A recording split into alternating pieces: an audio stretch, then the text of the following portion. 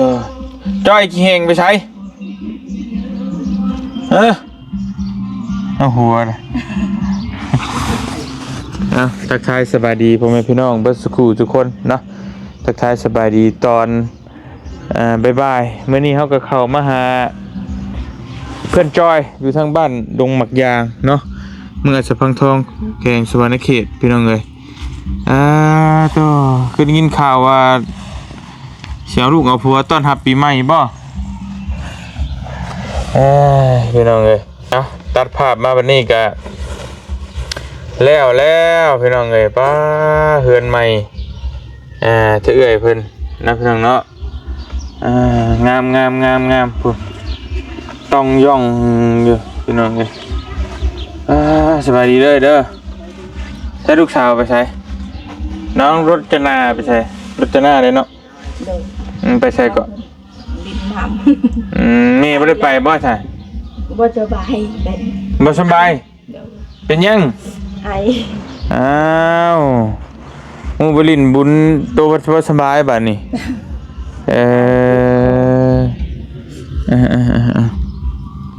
แล้วเรียบร้อยเลยเพื่อนเนาะตัวพี่น้องโอ้ดีใจน้ำสังกะสีบ่เตียงชื่อใหม่มันพ่ออยู่บ่พ่อเนาะชื่อเพิ่มบ่จะซื้อเพิ่ม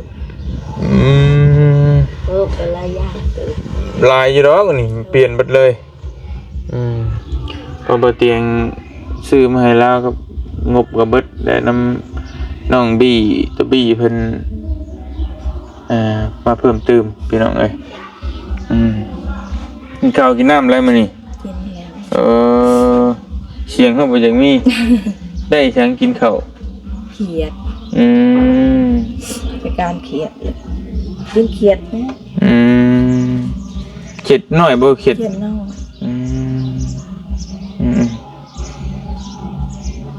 มูดินสงการบริณน้ำมูซ้ำเนาะ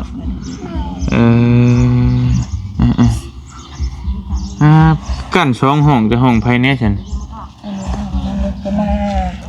นั่นห้องเจ้าก็พอบ่อีกเลยบ่ได้เรามาได้ใช่ยังไงยังไม่จักเลยยังไม่หูเลยเนาะเอาไปใช้นั่นใช้พอนั่นได้ใช่ไปมาหาชาจ้อยมาพี่ป่ะหน้าเมื่อเลยเมื่อไร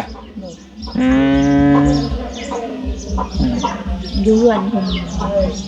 ผมผ่านมาเมื่อกี้นี่บ่เห็นเลยเนาะเพิ่นออกไปนอกหน้าที่แล้ว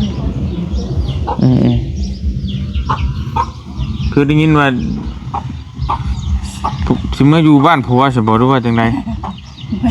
มาจากบ่เด้อพี่น้องเอ้ยรู้เข้ามานำกันจักแนวก็เลยสิมาถามเบิ่งว่าออกไปแล้วบ่ตุมาพี่ดูฮะมานี่บอดก่อนถามเพิ่นก่อนพี่น้องเอ้ยเนาะใครมาเฮ็ดให้เพิ่นสั่งยังโดยสบายดีเฮ็ดจ่อยบ่เห็นได้เฮามาอยู่นี่ก็บ่เห็นบ่ใช่ขอโทษเด้อ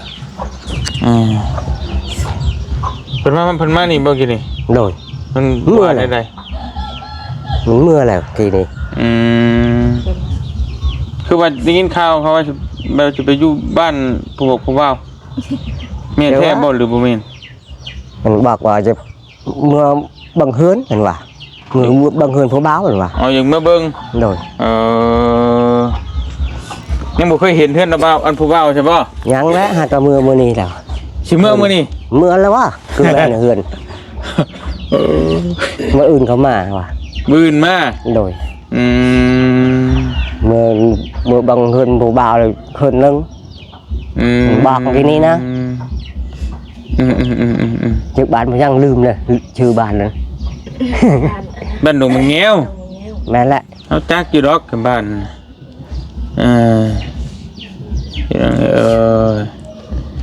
เพิ่นมาอยู่นํกันแล้วใช่บ่ได้ได ไป ผู้บ่าวมันน่ะ มันว่าเอามาวันนี่ก็เอามาแต่เอาเนี่ยนางมาเห็นเลย เห็นล่ะ โอ้ย เห็นแล้วว่าลูกเคยไปลอยบ่ลูกเคย โอ้นี่น้อยชูวพรได้อยู่บ่ ฮะ ชูวพรได้อยู่บ่ อย่างว่า จังว่าเบิ่งนิสัยใจคอพุ่นแหละเนาะ โดย บางไว้นั่นแหละ ลูกเต้ามันก็ไปนำกันบ่ ไปมันก็ถือไปมือนำกันคน ตั้งแต่มาแต่เฮ็ดงานตะกี้น่ะบ่ได้ไปอีกเลยบ่เฮาก็บ่ได้มาเยี่ยมตั้งแต่มาแต่เฮ็ดเวียกตะกี้น่ะ บ่ ตั้งแต่มาแต่สวรรค์นั่นน่ะ ยังบ่เห็น ตั้งแต่ขึ้นมาแต่สวรรค์ตะกี้บ่ได้ลงไปเลยบ่ บ่บ่ได้ลงเลย ถ้าอยู่กับผัวเด้อจะเบิ่งเนาะ ยิงตามเนาะ อีกตาม วันนี้ได้ก็เอา ว่าห้ามบ่ได้ก็มัน ห้ามไปได้เนาะ โดย ห้ามฟ้าห้ามฝนห้ามคนออกกันก็บ่ได้แหละคือว่าแหละคือแม่เฮาบอกเฮาอย่าเห็นเฮามันยังบ่ฟังพ่อแม่อยู่ก็แม่ว่าแม่ว่าอย่าพาเอาเด้อเมียเด้อมันอยู่บ่ได้ไผ เองนี่แล้ว พ่อแม่บอกเฮาตะกี้ยังอดบ่ได้เนาะ ยังอดบ่ได้ยังได้ อันนี้ก็สิคือกันนั่นแหละตะบ่ คือกันนั่นแหละ โอ้พี่น้องเมื่อยเลย บอกให้มาเอามาให้เอาก็บ่ได้ห้ามบ่ได้จักสิห้ามได้เนาะโดยแต่เก่ากับพ่อแม่เจ้าเคยห้ามเจ้าบ่ห้ามแล้วอยู่บ่ฟังพ่อแม่ใช่มั้ยเพิ่นบอกได้เพิ่นบอกพ่อแม่ก็ยังเอาเมียแม่ก็ยังเอาผัวเที่ยงเข้ากันเว้าเถียงพ่อเถียงแม่หั่นโดยขนาดเจ้าก็ยังเอาไว้ติโดยพ่อแม่ชวนเอาเที่ยงพ่อแม่โอ้ยเนาะ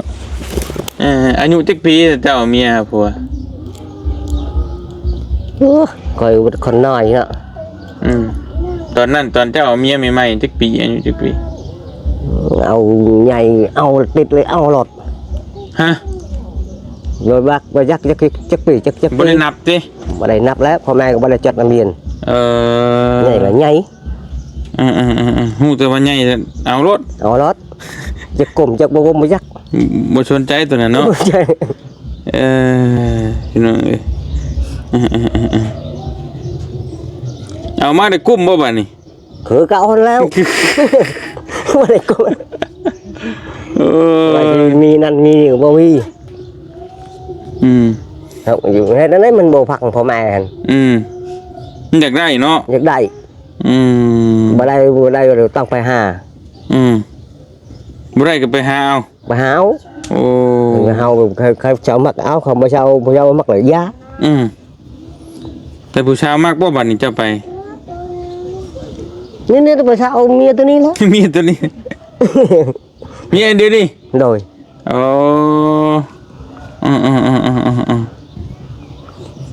แล้วก็มักติมักโอ้ยเนาะกระบะกระเบาะถ้าอยู่ถ้าน้ำกันมาเท่านี้ได้บ่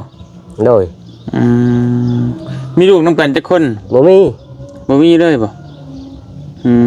บ่มีนะมีตัวนี้บ่มีลูกมีแต่นั้นแหละลูกนั่นแหละลูกเราเองนั่นแหละลูกกับผัวเก่าเราแหละลูกกับป้านี่ลูกบ่มีจักคนอันนี้เจ้ามีเมียผู้เดียวนี่บ่ตั้งแต่ใหญ่มานี่หรือว่าจังได๋โอ้เมียที่แรกเลยนี่มีคนแรกเมียบ่าวเช้าเลยแต่นี่เมียบ่าวเช้าโดยดังนั้นเนี่ยป้าตอนนี้ไปกรุงเทพก็ได้ปี1 2ปีไปเอาพุ่นบ้านอะไรได้ลูก4คนอยู่พุ่นลูก4คนลูก4คนมันตายแล้วเมียตัวนั้นเมียตายเมียตัวนั้นตายมาเอาตัวนี้ต่ออีกเอาตัวนี้ตายเอาตัวเก่านี่แล้วเอาตัวโอ้ยจะบอกว่าเนาะแล้วก็บอกผัวใหม่เนาะเราก็เนาะบ่ถ้าเอาเจ้าอยู่ติถ้าคอยแล้วบ่ถ้ามันเอาแล้วคนนึงท่าคนนึงเลยว่าป้าว่าจะเอาเมียก็บ่ได้เอาว่าจะเอาตัวใหม่หั่น เอาเมียเก่าคือเก่า เมียผู้เก่าเนาะ โดย Ừ. นั้นตอนนั้นก็ตอนนี้มีที่กับอยู่เฮือนเล่ากับบุรีอยู่เฮือนพัวกับบุรี Ừ. พัวควายกับบุรี ก็เลยมาเอาน้ำกัน เอาแล้วกัน น้ำกันอยู่น้ำกันบัดนี้เนาะ โดย หากินมาหายากบัดนี้ หากินบัดนี้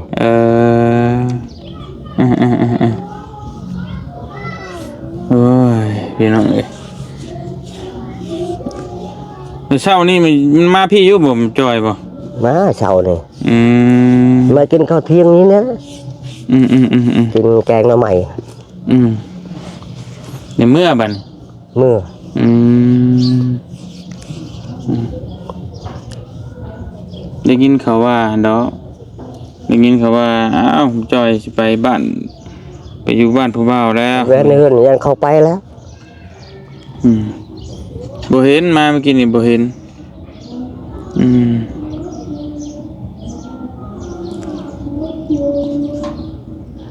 อ้าวว่าไปได้ไหนเด้วะพี่น้องเอ้ยก็เพิ่นก็บ่ได้บอกว่าสิไปใช้อยู่จังใดเนาะเพิ่นได้เงินมาฝากมาต้อนอยู่บ่มาแต่เฮ็ดงานเฮ็ดเวียก ฝากเทื่อนึงนั่นแหละหาแสน ฝากมันเฮาน่ะ โดยฝากเทื่อนึงนั่นแหละมือเลย บ่มีเลย มันก็มือเลยมันนั่นชอกชามือมันก็มือก็อย่างมือได้ฝ่ามือก็มือเฮาว่าได้มั้ยมันจึงมือเฮ็ดอะไรเพราะว่ามือตามือไปจังว่าเป็นคือมันว่าตั้งช่องบ่ตั้งช่องไปจังมัน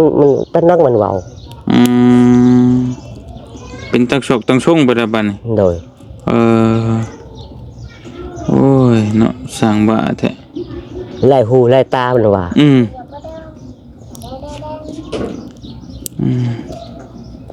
ได้หูได้ตาอยากได้ผัวจัก แล้วก็บ่จักน้ำใจลูกคือกัน ห้ามเขาบ่ได้เนาะ ห้ามบ่ได้ ไปสิห้ามไปที่โตก็เอาคือกัน เอาคือกัน สิห้ามไปได้บาด ห้ามก็บ่พักยะ อันเจ้าก็ได้คุยอยู่บ่กับลูกเคยกับผู้บ่าวเพิ่นน่ะได้คุยอยู่บ่ บ่ได้ บ่ได้ยังพันได้ร่วมกันบ่เอาเพิ่นมาบ่ได้ถามบ่หยังกันบ่ซะ บ่ เป็นผู้เฒ่าก็ถามเนาะว่าแต่เก่าตัวอยู่บ้านใดตัวมาหาลูกสาวเต็งนี่ตัวอยู่ไสบ่ถามบ่ บ่นะบ่ได้ถามนะ โอ้ยเขาเอาลูกสาวไปแล้วก็แล้วได้แน่นี่ บ่เฒ่าบ่มักปากปานใด บ่ปากบ่ปากก็ถามนั่นแหละเฮ้ยเนาะเขามาแต่บ้านใดเมืองใดอยู่ๆเลยสิมาเอาลูกสาวไปโดดเป็นบ่ มาแต่ว่านนี่พุ่นเอ้าบ่จักจำเขามา มาก็บ่บอกบ่กล่าว มาแต่เก่าอยู่เฮือนเขาพุ่นเห็นไปวางตอนเที่ยงนั่นแหละเห็นมา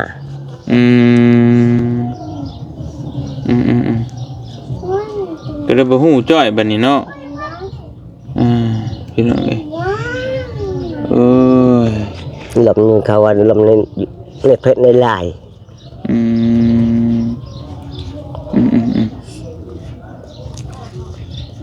เขาบ่อยากจำนะจะเข้าไปเอาไปจักเลยบ่าวเช่าไปจักแล้ว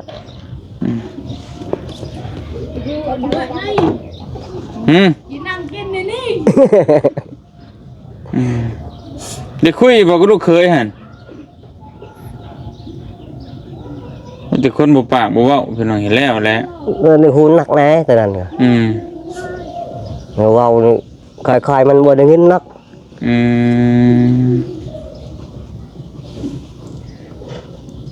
เนี่ยแล้วพี่น้องเอ้ยเพิ่นมาเมื่อเยี่ยมซื้อบ่มาเยี่ยมเชื่อไปบังเฮือนผู้บ่าวว่า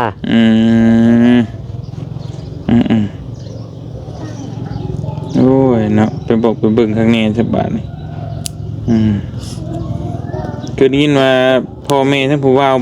บ่มักมีห้างอยู่ ไปได้บ่เขาสิให้ไปอยู่บ่ยินเพิ่นว่าพ่อแม่ผู้ว่าบ่มักไม่ห้าง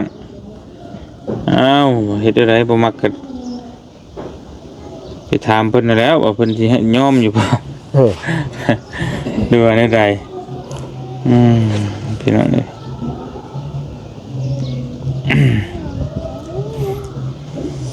เป็นอะไรอยู่ดีมีแห้งอยู่บ่เจ้า โดย ก็ได้ไปดินใช่บ่ปีใหม่สงกรานต์ ไป อืม ไปมันบ่อันนั้นนักจะได้ก็มันล่มแล้วแหละ ฮะ มันสิกินเหล้ากินเบียร์ เออ ยันกินเหล้ากินเบียร์ กินอะไรก็เมาเลยบัดนี้ กินแล้วก็เมา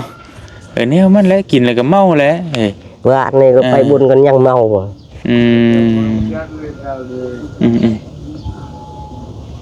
กินแล้วก็เมาแหละมีอย่างเดียวแล้วบ่มีหยังดอกเหล้าเบียร์ แม่โมให้เลยว่าเอาบ่คือคนใหญ่เอาแหละ หมู่ให้กินก็พอกิน โดย บ่กินมันก็บ่คือเนาะ บ่แล้ว เด็กน้อยใครแล้วนะให้ก็นี่ไม่เลยคนใหญ่เลยผมช่องชีเลย ผมช่องชี มาให้เฮาเบิ่ง2 4 3 4เฮาก็บ่กิน7 8 4เฮาก็บ่กินคือเก่า กินบ่ได้ บ่ได้บ่ บ่แล้วโมให้เลยแต่กินก่อน มันญาติเนาะ บ่ พี่น้องเอ้ย ว่าคลำบ่ได้ว่าเอ้านี่ยาให้เราคน คลำก็บ่ได้อีก เราว่าบ่ได้คลำนะ ก็ได้บ่ไปบัดนี้ตัดสินใจบ่ไปติ ไปแล้ว ไปเลย ไปทางไปหั่น ยังทันฮอดเวลา ยังบ่ฮอดเวลา โอ้ยคิดว่าสิบ่ไปทันฮอดเวลาเพิ่น ตัด ไป บ่ได้ดอกตัดบ่ได้ ตัดบ่ได้ บ่ไป โอ้สร้างว่าเนาะพี่น้องเอ้ยตัดบ่ได้ว่าซั่น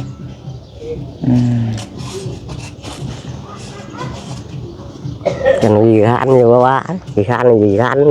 ไปไอ้มือเมียไปเลย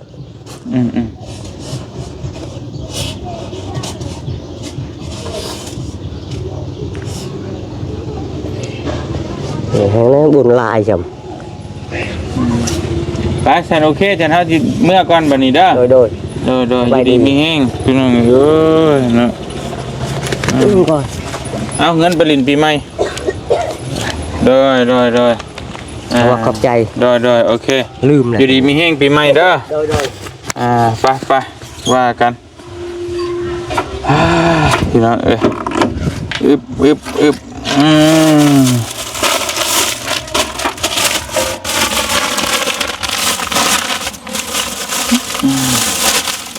เอาบักหลาเอาขนมนี่ขนมก็นมมาแล้วอ่ะนมมือก่อนขอบใจโอเคไปช่วยตัวกินเลยเด้อพี่น้องเอ้ยก็ไปเลาะลิ้นนะเต้ลิ้นน้ำนะ บ้านห้องเพลงเลยห้องเพลง ห้องเพลง หน่อย ก็เป็นในห้องแต่น้อยแต่นั่นแท้พี่น้องเอ้ยไปฉันละบ่าวเมื่อก่อนเด้อหมอน้อยนี้บ่ได้ไปดินดิดีใจน้ำพี่น้องเฮือนชานแล้วแต่พอได้อยู่เลยเนาะดีใจน้ำแล้วบัดนี้โอเคเด้อบ่าวเมื่อก็ได้หลายเด้อเด้อสบายดีเด้อโอเคดีใจน้ำพี่น้องเลยไปบ่เตียงก็ขอตัวเดินทางกลับก่อนนัดจังไดก็จะไปต่อเยี่ยมยามถามข่าวเบิ่งพุ่นบ้านช่องผัวเพิ่นถ้าสิบ่ค่ำก่อนแต่ว่าในใดก็ค่ำแล้วก็ย่าพี่น้องเนาะพอดีทางบ่เตียงก็มาสิเข้ามาถามเพิ่นเป็นในใดถามข่าวได้ยินข่าวว่าผู้บ่าวมาหาแล้วก็เมื่ออยู่นำผู้บ่าวเลยหรือว่าจังใดเนาะตามน้องนิวส่งมาบอกว่าประมาณนั้นพี่น้องก็เลยว่าสิมาเบิ่งก่อนเป็นในใดบ่เจอซับนะเอาได้จังว่ากันพี่น้องเลยถ้าติดตามเบิ่งตอนต่อไปสิเป็นในใดก็ได้เนาะเมื่อยน้ำบ่เตียงก็ได้ยันป้าเฮือนป้าซ่านนะพี่น้องบ่เตียงก็บ่ได้อิหยังหลายดอกแต่นี่เป็นผู้บ่าวป้าเฮือนป้าซ่านในพอดีสิห่างทีนั่นเนาะไปเดินทางก่อนบ่เตียงก็อยู่ดีมีแฮงสบายดีเด้อพี่น้องเด้อ